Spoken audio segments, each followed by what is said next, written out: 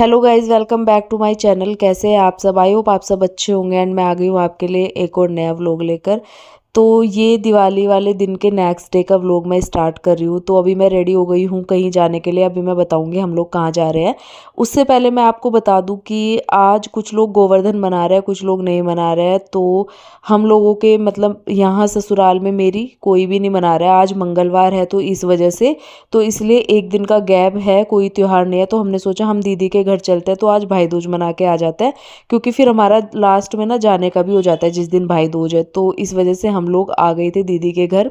दीदी का घर ना हमारे मतलब मेरे ससुराल से आधा घंटा ही है, आधा घंटा लगता है। तो सारा सामान बायना वगैरह लेकर मैं पहुंच गई थी दीदी के घर। और मैं उन्हें करवा चौथ भी देती हूँ, वो भी बायना रखा हुआ था।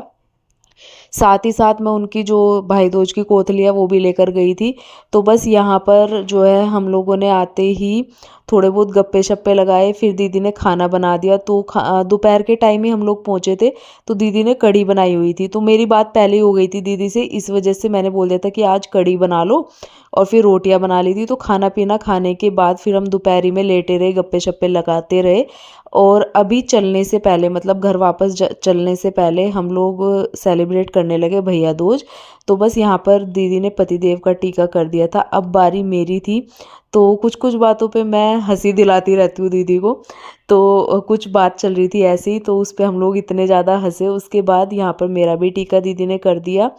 और मेरा तो कोई भाई नहीं है, तो इस वजह से ना मैं हर बार त्योहार पे दीदी के यहीं आती हूँ। मतलब इस वाले त्योहार पे ना तो मैं अपने घर नहीं जाती हूँ, क्योंकि कोई तो होना चाहिए ना कि नंदों के घर पे त्योहार मनाने जाए। अगर भगवान सबको भाई दे देंगे तो फिर वही है ना, सब लोग अपने मायके भाग जाते हैं।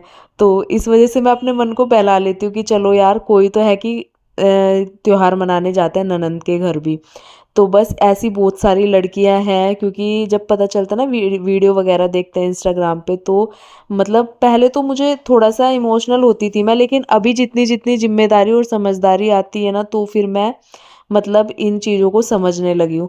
उसके बाद यहाँ पर जो है हमने चलने से पहले मैंने दीदी से बोला कि चलो कुछ मतलब वीडियो वगैरह बनवा लेते हैं एक साथ, फूलझड़ी वगैरह जला के, क्योंकि हम दिवाली में साथ नहीं थे तो ये भी हो जाएगा। तो बस यहाँ पर दीदी फूलझड़ी लेकर आई, मैंने कहा चलो साथ में जो है फूलझड़ी जलाते हैं। तो हमारा साथ ही साथ दिवाली का त्योहार भी हो जाएगा एक साथ। और ये याद बन के रह जाती है ना चीज़ें, कभी भी आप उठा के देख लो अपनी वीडियो वगैरह कि हमने ये सब किया था, तो बड़ा अच्छा लगता है। तो बस मैं ये छोटे छोटे मोमेंट बहुत अच्छे से जीती हूँ और एक याद बना के मतलब रख देती हूँ। तो मुझे बड़ा अच्छा लगता है।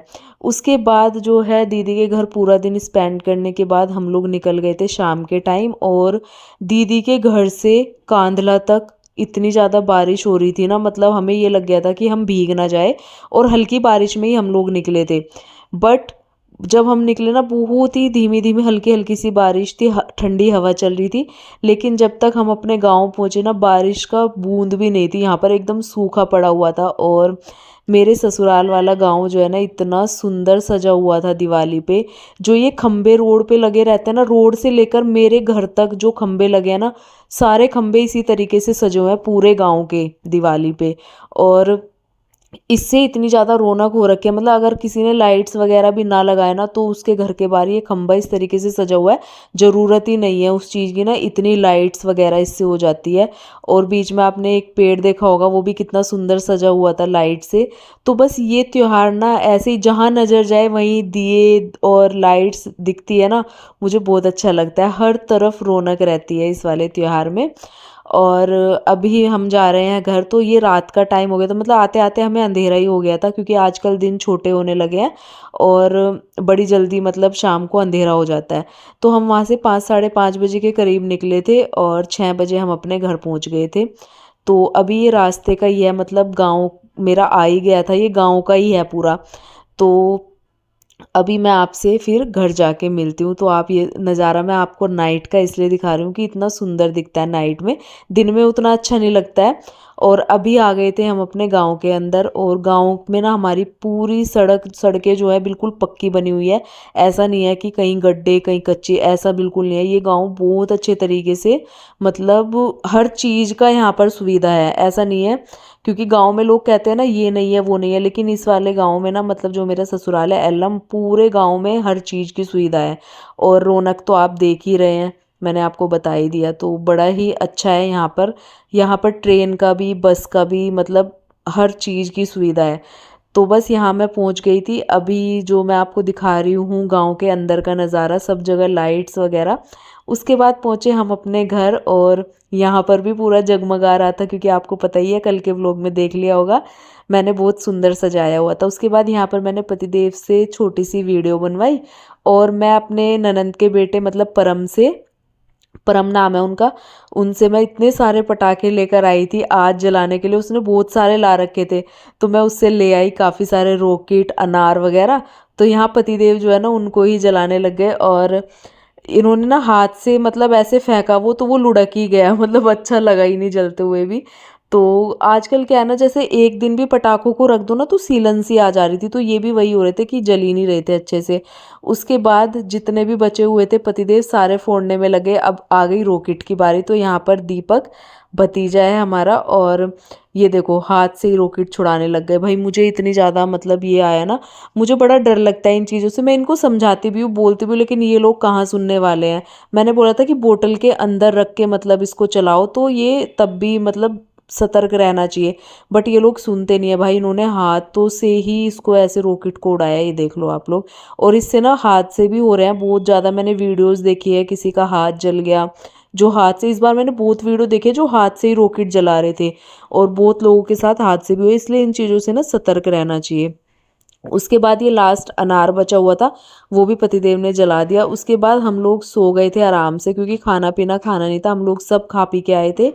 उस ये है नेक्स्ट डे, आज है गोवर्धन। तो आप सभी को गोवर्धन की ढेर सारी शुभकामनाएं। और ये त्योहार जो हमारे यहाँ पहली बार मैं मना रही हूँ ना, इस चीज़ के लिए मेरे पास कमेंट भी आया था कि आप ऐसे क्यों बोल रहे हैं कि पहली बार अपने घर में मना रहे हैं, आपके सास ससुर का है। तो मेरी ना मायके की भी और ससुराल की भी ना स्टोरी है, वो मैं आप लोगों के साथ लेकर आऊँगी बहुत ही जल्दी। तो उसमें आपको मेरे बारे में पता चलेगा, क्योंकि मैं आप लोगों के साथ शेयर करती हूँ, तो ये आपका हक बनता है कि आप लोगों को मेरे बारे में चीज़ें पता चले। तो मैं बहुत ही जल्दी बताऊँगी। उसके बाद ये नेक्स्ट डे गोवर्धन का दिन था, तो मैंने कहा इस बार दीदी वैसे बना रही थी कि मैं बना दूंगी गोवर्धन, मेरी जेठानी है रूबी की, दीपक की मम्मी, जो अभी बाहर पटाखे फोड़ रहे थे ना उनकी मम्मी, तो मेरी जेठानी लगती है। तो वो गोबर को मसल मसल के मुझे दे रही थी।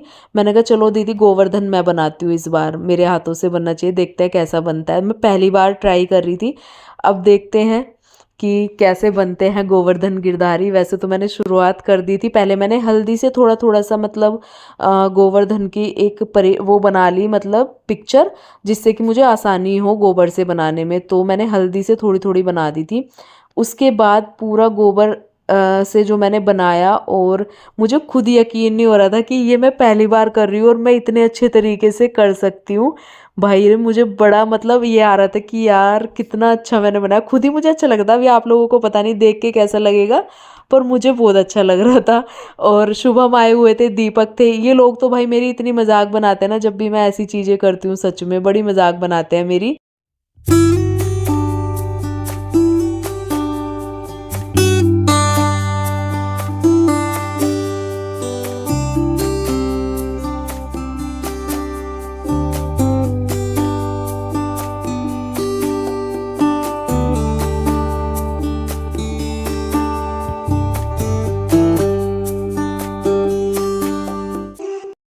तो गोवर्धन बनाने में तो मुझे उतना टाइम नहीं लगा, लेकिन जब मैं एक एक ही हील लगा के उनको सजा रही थी ना, तो तब मुझे बहुत ज़्यादा टाइम लगा उसमें।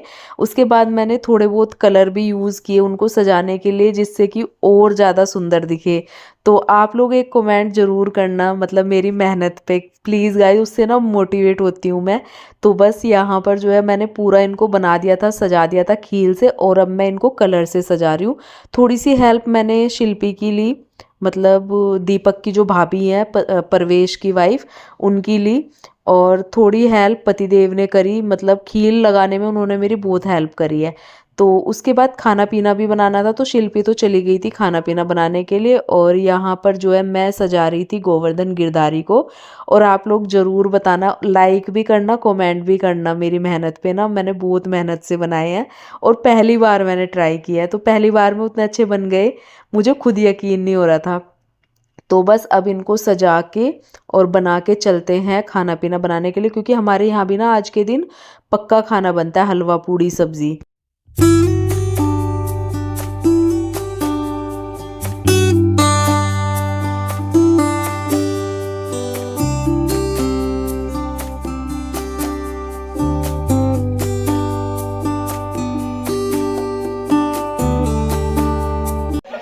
तुमने जट्टू को खुद नहीं पड़ा। हमारी माँ तुम कहती ए दो अंग दर्द है तम्बाकू दो अंग खूब चिलम पीणदा है। हाँ आनता है ना नो कह रही माँ कहला दो अंग दर्द दो अंग खूब चिलम पीणदा है किसे। चल दिया भाई सेफ साहब सेफ सेफ साहब सेफ साहब सेफ साहब।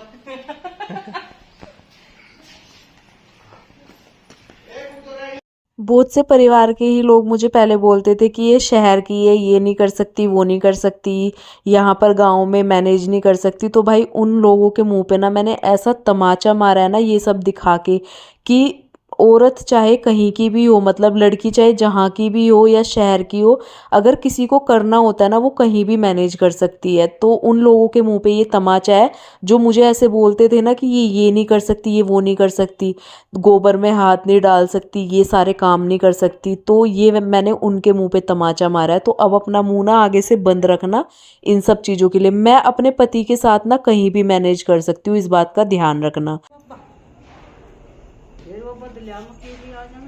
नहीं खराब नहीं होने का इसमें बत्ती लगा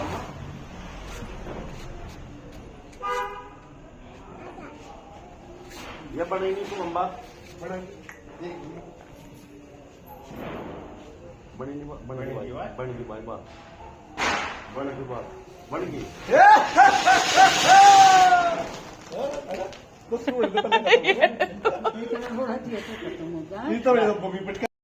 गोवर्धन पूजा हमारी हो गई थी और खाना पीना जो भी पूजता है हमारे यहाँ पूरी थाली बन के वो मैंने पूज दिया था, और वो हम किसी बड़े को दे देते हैं अपने ही घर के ना। तो इस तरीके से हमारी पूजा होती है गोवर्धन की। उसके बाद यहाँ आ गया था गोलगप्पे वाला, तो दीपक और शुभम ने गोलगप्पे वाला घर के अंदर ही बुला लिया था कि चाची आओ गोलगप्पे खाएंगे।